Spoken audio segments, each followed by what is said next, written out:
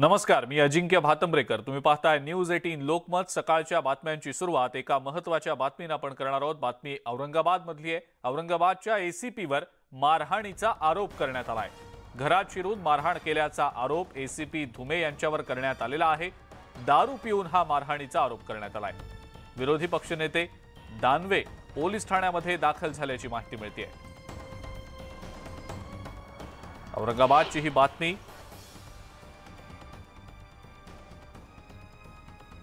अधिक माहिती या संदर्भातली आपण जाणून घेणार आहोत। सिद्धार्थ गोदाम आपले प्रतिनिधी आपल्या सोबत आहेत सध्या। सिद्धार्थ, एसीपींवर दारू पिऊन मारहाण केल्याचा आरोप करण्यात आलेला आहे, काय नेमकी याबद्दलची माहिती?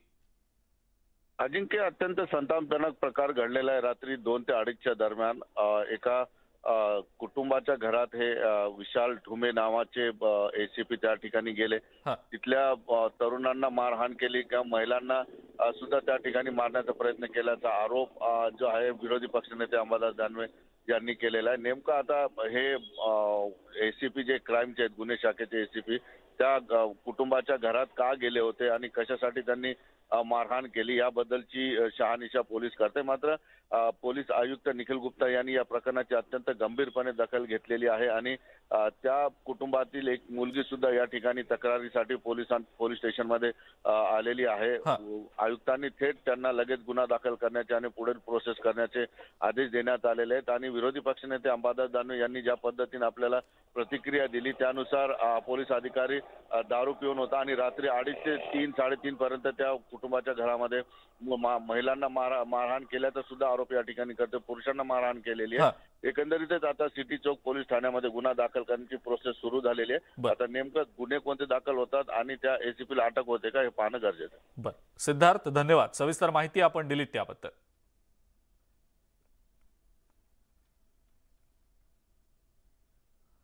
औरंगाबादच्या एसीपींवर मारहाण केल्याचा आरोप करण्यात आलेला आहे। वादाच्या भोवऱ्यात एसीपी सापडलेले आहेत।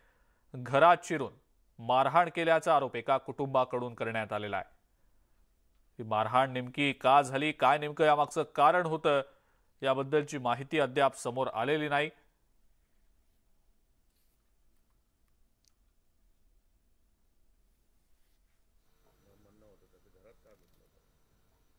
पण आता पोलीस चौकशी करतायत, त्याचा उद्देश काय, त्याचं काय, त्याच्या घरातले मंडळी पण आपल्याला सांगतील, त्या पद्धतीने कारवाई होईल। पुढची आणखीन एक महत्त्वाची बातमी आपण बघणार आहोत। बीडच्या गहिनीनाथ गडावरच्या कार्यक्रमाला पंकजा मुंडे उपस्थित राहणार नाहीयेत असं समजतंय। मुख्यमंत्री एकनाथ शिंदे यांचाही हा दौरा रद्द झाल्याची माहिती मिळतेय।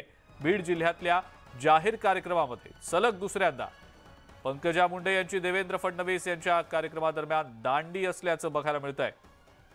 महाराष्ट्रातील लाखो भक्तांचं श्रद्धास्थान आणि राजकीय दृष्ट्या महत्त्वाच्या समजल्या जाणाऱ्या बीड जिल्ह्यातल्या गहिनीनाथ गडावर संत वामनभाऊ महाराज यांच्या पुण्यतिथीच्या निमित्तानं कार्यक्रम होतोय। उपमुख्यमंत्री देवेंद्र फडणवीस यांच्या उपस्थितीत होणाऱ्या या कार्यक्रमाला भाजपच्या नेत्या पंकजा मुंडे आणि खासदार प्रीतम मुंडे या दोघी सुद्धा उपस्थित राहणार नाहीत, माफ करा। आजारी असल्यानं पंकजा मुंडे यांचा दौरा रद्द आहे, तर प्रीतम मुंडे देखील जिल्ह्यात नाहीयेत। त्यामुळे राजकीय वर्तुळात पुन्हा एकदा चर्चा रंगू लागलेली आहे। सलग दुसऱ्यांदा उपमुख्यमंत्री देवेंद्र फडणवीस यांच्या बीड जिल्ह्यातल्या जाहीर कार्यक्रमाला पंकजा मुंडे यांनी टाळल्याची चर्चा सध्या राजकीय वर्तुळात सुरू आहे। अधिक माहिती या संदर्भातली आपण जाणून घेऊया। सुरेश जाधव आपले बीडचे प्रतिनिधी आपल्या सोबत आहेत सध्या। सुरेश, काय नेमकी माहिती? गहिनीनाथ गडावरील कार्यक्रम हा महत्त्वाचा कार्यक्रम असतो आणि या अगोदर पंकजा मुंडे या प्रत्येक वर्षी त्या व्यासपीठावरती गेलेल्या आहेत। विशेष म्हणजे धनंजय मुंडे आणि पंकजा मुंडे देखील त्या एकाच व्यासपीठावरती पाहायला मिळाल्या। कारण महाराष्ट्रातील अनेक लाखो भाविक भक्तांचे श्रद्धास्थान असलेल्या संत वामनभाऊ महाराज यांच्या गहिनीनाथ गडावरचा जो पुण्यतिथी उत्सवाचा कार्यक्रम असतो, ज्या पद्धतीने भगवानचा कार्यक्रम असतो त्याच पद्धतीने वामन भाऊ यांच्या गहिनीनाथ गडावरील कार्यक्रम असतो आणि तो राजकीयदृष्ट्या प्रतिष्ठित समजला जाणारा गड आहे। मात्र या कार्यक्रमाला यावर्षी पंकजा मुंडे उपस्थित उपस्थित राहणार नाहीत. कालपर्यंत म्हणजे रात्रीपर्यंत त्या उपस्थित राहणार अशा पद्धतीनं सांगितलं जात होतं संयोजकाकडून आणि त्यांच्या यंत्रणेकडून देखील सांगितलं जात होतं. मात्र आज सकाळी आता त्या उपस्थित राहणार नाहीत, त्या आजारी असल्यानं येऊ शकणार नाहीत अशा पद्धतीनं त्यांच्या पीएम कडून मेसेज मिळालेला आहे. मात्र या अगोदर देखील बीडमध्ये जी व्यसनमुक्ती रॅली झाली होती आणि तो देखील बीडमधला जाहीर कार्यक्रम होता, त्या कार्यक्रमाला देखील पंकजा मुंडे आणि विशेष म्हणजे प्रीतम मुंडे देखील उपस्थित नव्हत्या आणि आजच्या कार्यक्रमाला देखील पंकजा मुंडे आणि प्रीतम मुंडे या दोघीही उपस्थित राहणार नाहीत. त्यामुळे राजकीय वर्तुळात पुन्हा एकदा चर्चा रंगलेली आहे की पंकजा मुंडे यांची नाराजी आहे पक्षाप्रती आहे का विशेषतः जे वरिष्ठ नेते आहेत त्यांच्यावरती आहे. यामुळे आता नेमकं हा कार्यक्रम सुरू व्हायला अवघे काही तास राहिलेला आहेत आणि देवेंद्र फडणवीस देखील हेलिपॅडनं त्या ठिकाणी येणार आहेत. मात्र या कार्यक्रमाला पंकजा मुंडे उपस्थित नाहीत. विशेष म्हणजे या अगोदर एकही कार्यक्रम पंकजा मुंडे यांनी त्या गडावरचा चुकवलेला नाही. मात्र या कार्यक्रमालाच का उपस्थित राहत नाहीत हा प्रश्न राजकीय वर्तुळात उपस्थित केला जातोय. अजिंक्य. बरं सुरेश, धन्यवाद. सविस्तर माहिती आपण दिलीत त्याबद्दल.